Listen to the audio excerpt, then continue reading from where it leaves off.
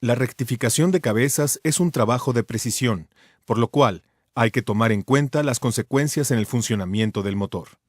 En los motores actuales, las especificaciones son más cerradas, por lo que hay restricciones para su maquinado.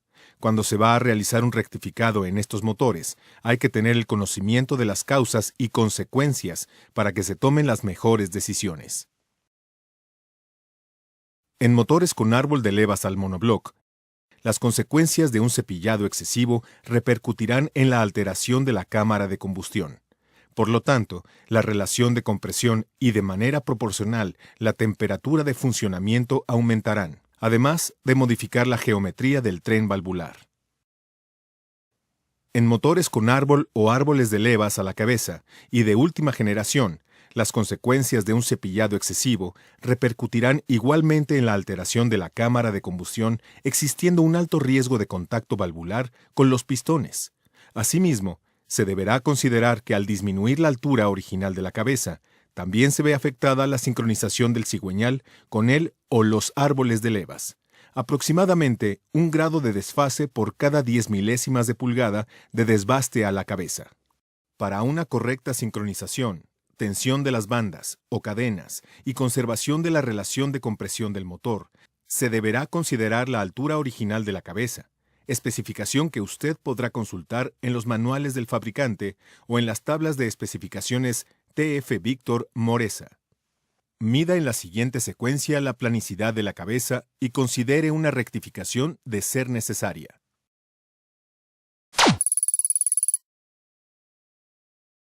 Valoración. En esta parte de la valoración se determinará con base en la especificación del fabricante del motor, si la cabeza está en condiciones de ser utilizada o reacondicionada. Para realizar la correcta valoración de la superficie y altura de cabeza, es importante considerar los siguientes parámetros. 1.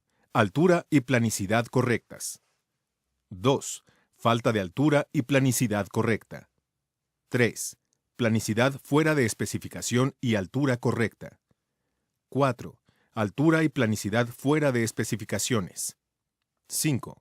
Planicidad fuera de especificación en cara plana, lado monobloc y bancada de árbol de levas.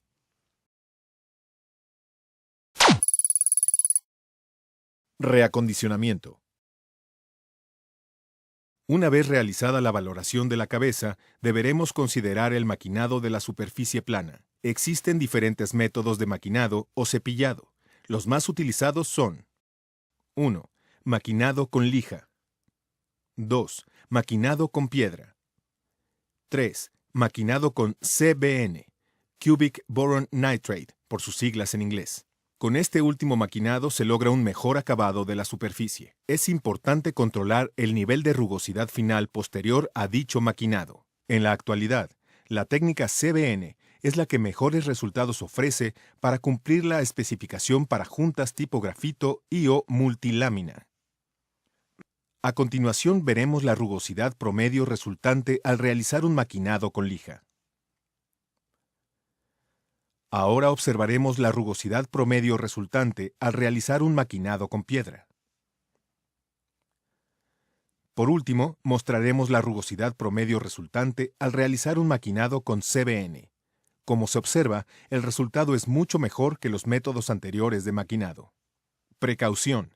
Recuerde que cuando una cabeza de motor sufre deformación en la superficie de asentamiento con el monobloc por un sobrecalentamiento severo, también puede sufrir el mismo efecto los alojamientos o bancadas del árbol de levas, cuando éste se sitúa a la cabeza. Si esto ocurre, es recomendable que previo al cepillado de la superficie plana de la cabeza, se someta a un tratamiento de enderezado en un horno especialmente diseñado para recuperar la geometría original en la medida de lo posible en la cabeza, para posteriormente realizar un corte en línea de la bancada y el cepillado de la superficie plana. Recomendaciones. Si debido a un maquinado, la cabeza no da la altura mínima especificada, puede recuperarla con lainas de ajuste TF Victor. En caso de así requerirlo, puede ocupar hasta 2 lainas para recuperar hasta 20 milésimas. En caso de utilizar lainas TF Victor, se recomienda ser instaladas en el siguiente orden. 1. Monobloc. 2. Junta de cabeza TF Victor. 3. Laina TF Victor, una o dos de ser necesario. 4. Cabeza de cilindros. 5. Instalar tornillos nuevos TF Victor y aplicar la secuencia y par de apriete recomendado por el fabricante del motor. Importante.